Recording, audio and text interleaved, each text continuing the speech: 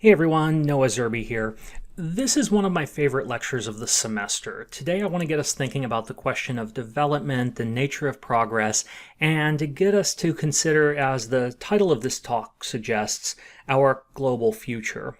But I'd like to start with 3 multiple choice questions for you to get a sense of your knowledge of the world at its broadest level. For each question, I'll identify 3 possible answers and ask you to choose the answer that you think is correct. Are you ready? Here we go. Question 1. In all low-income countries across the world today, what percentage of girls successfully complete primary school? Remember that primary school is everything up to high school. Do you think it's about 20%, 40%, or 60%? Question 2. Over the past 20 years, what's happened to the number of people living in extreme poverty? Remember that extreme poverty is defined by the World Bank as those living on less than $1.25 per person per day. So has extreme poverty doubled? Has it remained about the same? Or has it halved? And finally, question 3. What proportion of the world's 1-year-old children have been vaccinated against at least one communicable disease? For example, polio, measles, chickenpox, etc. Is it 20%, 50%, or 80%? These questions come from Hans Rosling's book, Factfulness. Rosling was a Swedish health economist and a development expert and professor. He also gave one of my top 5 favorite TED Talks, to which I'll provide a link below. Now, I conducted the same survey across many of my courses at the start of the semester, and I'm going to share some of their answers with you. For each question, I've color-coded the worst answer, that is, the answer which says the world is doing worst, in red, the middle answer in yellow, and the best answer, that is, the answer that says the world is doing the best, in green. Pay attention to the colors as we go through each question. And to be clear, the questions here are not complicated. There are no trick questions. These statistical or factual answers are easily traceable and widely documented. Yet, around the world, people generally get the answers wrong. Are we any different? Did you do better? Let's see. Let's start with question 1. In all low-income countries, that is, countries with a GDP per capita of less than about $1,300, what percentage of girls successfully complete primary school? When I've done this survey among my former students, the plurality of students in my classes over the past few years think that only about 20% of girls in low-income countries finish primary school.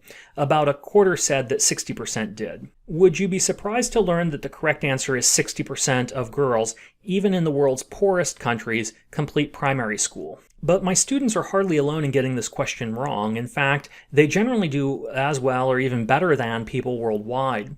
According to data presented in Rosling's book, even in the best performing countries, including the United States, only about 10% of people get the answer right. Indeed, a 2015 survey by the Gapminder Foundation, which was started by Rosling, found that in 123 of the 189 countries for which data were available, women between 24 and 35 years of old had completed at least 9 years of formal schooling. In 57 of them, they had completed at least 12 years of formal schooling. This graph shows the average number of years completed by women aged 25 to 35 by year from 1970 through 2015.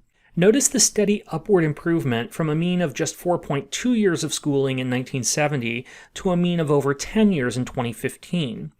What's more, in every single one of the 187 countries for which we had data, mean schooling improved over this period. Now, to be clear, some countries improved much more dramatically than others. Some countries like Afghanistan, South Sudan, Mali, and Niger made relatively slow progress, improving on average by just about 1 year. But others, most notably countries like Cuba, Dominica, Jamaica, Malaysia, Seychelles, and others, saw increases of more than 7 years on average.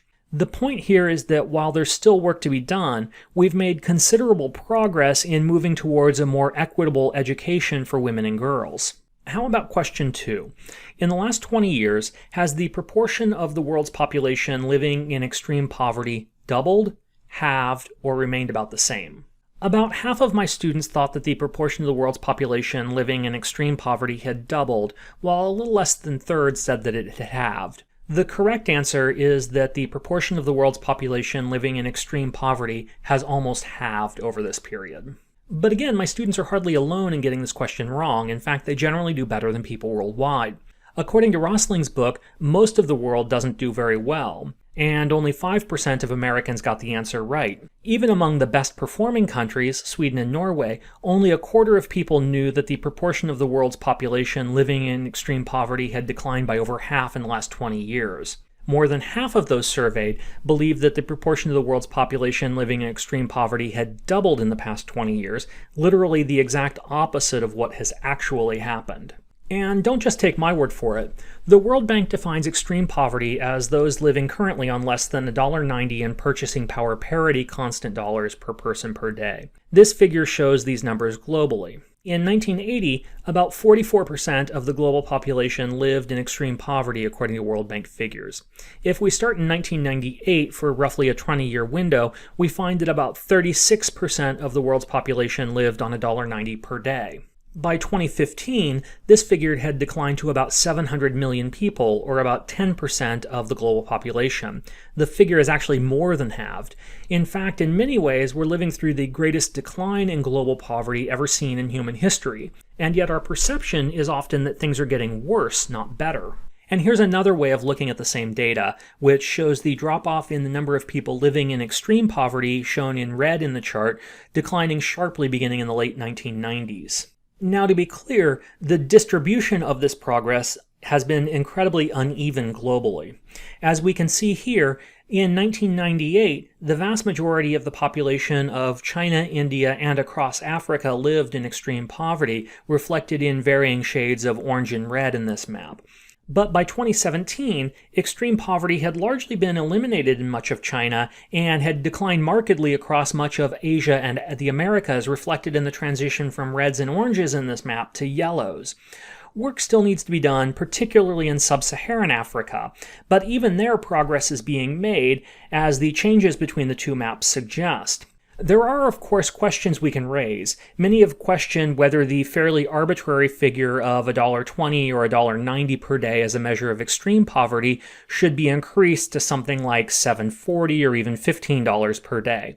But even by these more rigorous measures, significant progress is still being made in reducing global poverty levels. And ending this level of poverty will take a more sustained effort that reaches out beyond the success stories of China and Asia and the Americas to Africa and other regions that have not seen the same level of progress in addressing poverty. And finally, what about question 3?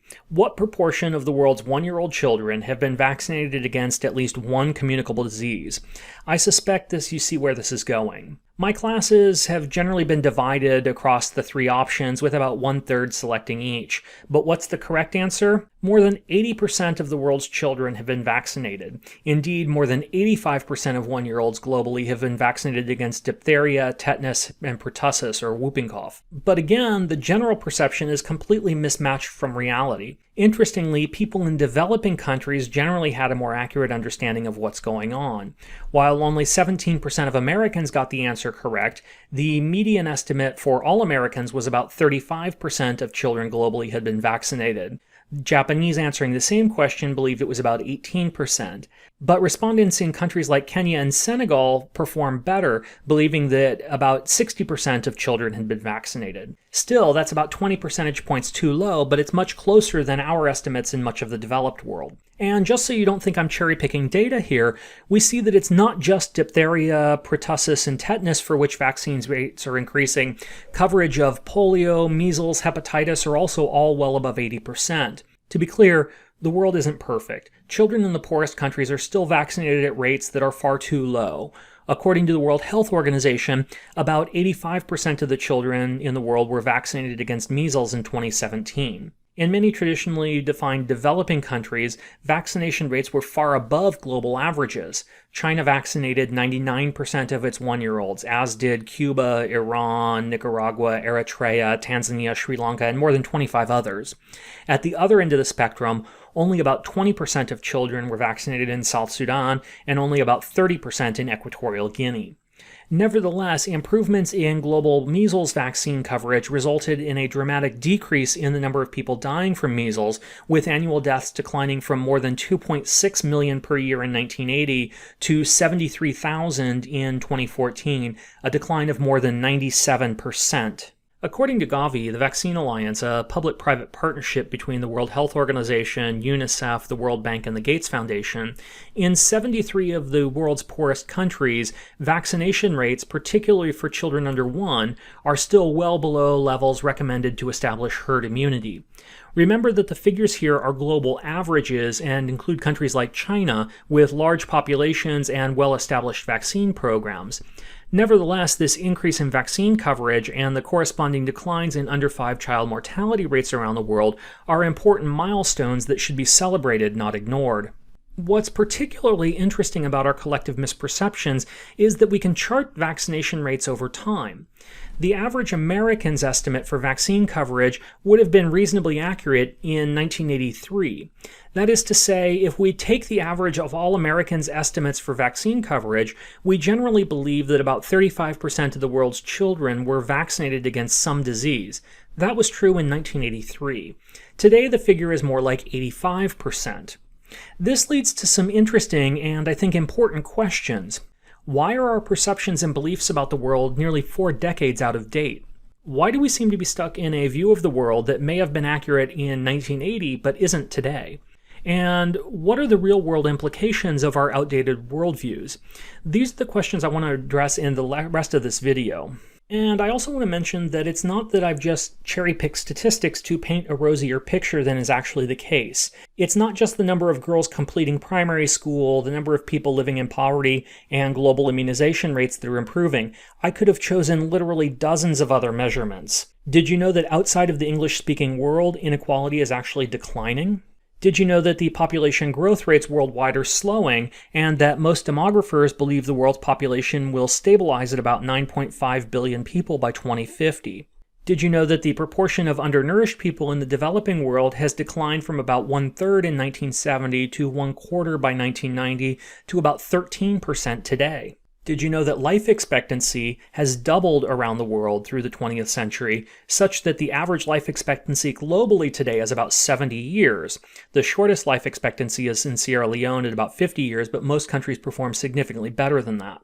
Similarly, did you know that under 5 child mortality rates have fallen by nearly 50% worldwide since 1990, and they're forecast to fall by another 25% in the next 15 years? And did you know that the number of people killed in war has declined dramatically since World War II, and that despite ongoing conflicts in places like Syria, Afghanistan, Yemen, and elsewhere, collectively as a species, we're actually living through one of the most peaceful eras in human history?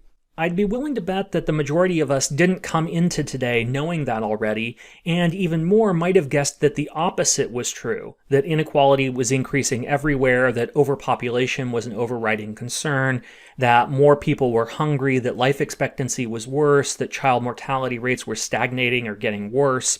Our collective worldviews, I think, remain rooted in an outdated conception of the world. Allow me to briefly explain what I mean by this.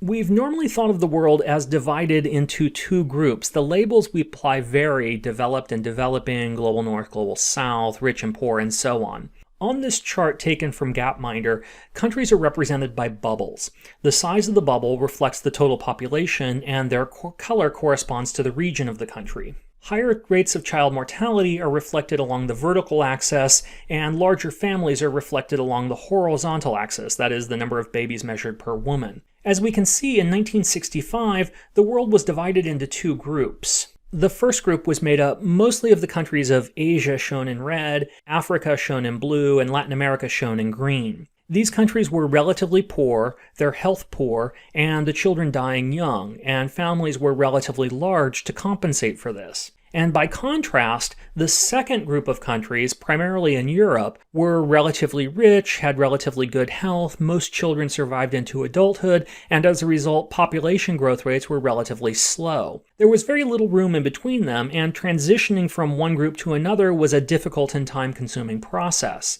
As this slide suggests, this was an accurate view of the world in 1965, but what about today? Today we can see that most countries have transitioned out of the developing world box from 1965. Only a handful of countries remain in that area where child mortality is high and families are large, and yet our conception of the world remains rooted in that 1965 reality. Nigeria, Uganda, the Democratic Republic of the Congo, and Niger, a handful of others, still remain in this developing countries box, but the vast majority of the rest of the world has moved into the small families, low child mortality category that we used to define as developed. And again, it's not just that we're selecting certain measures that have improved. Consider life expectancy and per capita income. This chart shows average life expectancy graphed along the x-axis and per capita gross domestic product graphed along the y-axis. In 1965, most of the world, especially the countries of Asia and Africa, had lower incomes and shorter life expectancies. And a much smaller number of countries, primarily those in Europe, had higher incomes and longer life expectancies. But by 2018, the vast majority of countries had moved into the developed category, with incomes increasing and life expectancy getting longer. Parts of Africa and Asia remain in the developing category, but many had already transitioned out, and every country's status had improved since 1965, as reflected by movement from the bottom left of the graph to the top right. Our misunderstanding of the world has real political implications. It's not that this is just a matter of being right, though I'd posit that even that is important. Our pessimism about the world denies the successful agency and struggles of communities around the world to make fundamental changes and improve their lives and livelihoods. It portrays the poor as helpless victims of processes outside their control, rather than as agents in control of their own lives, admittedly in a context that's shaped by their struggles. I'm thinking here of the 20-year-plus struggles of the Treatment Action Campaign, which successfully fought both the U.S. government to secure access to medicines to treat HIV/AIDS in the country, and then fought the South African government to ensure that that treatment was made available to all South Africans, all the while working to destigmatize AIDS in the country. I'm thinking about the numerous campaigns to eliminate school fees and ensure that girls could attend school at the same rates as boys. Struggles against school fees that prevented access to education, both historically and in the present, in countries around the world. I'm thinking about movements that brought religious freedom, protection of rights for minority groups, improvements in access to food, housing, healthcare, and other basic services to millions of people around the world. I'm thinking here of all the struggles that resulted in real change, but which are overlooked in our pessimistic view of progress. Our pessimism about the world also discourages hope for future change and progress. If we believe the world is getting worse, despite all our efforts to initiate change and improve quality of life, if we believe that all of these efforts have failed, then why continue? Our pessimism reinforces itself, ignoring the actual progress we've made and instead replacing hope with an unwarranted nihilism. And so in closing, I'm hoping that I've at least convinced you of three things. First, I think the most obvious point, there's still much work to be done, particularly in areas where progress has not been made. Income inequality, particularly in the English-speaking world, has increased sharply since the 1980s. In the United States, the top 1% of earners now garner more than 20% of the national income, the highest level of income inequality since the Great Depression. Similar trends can also be seen in Canada, the United Kingdom, Australia, and others.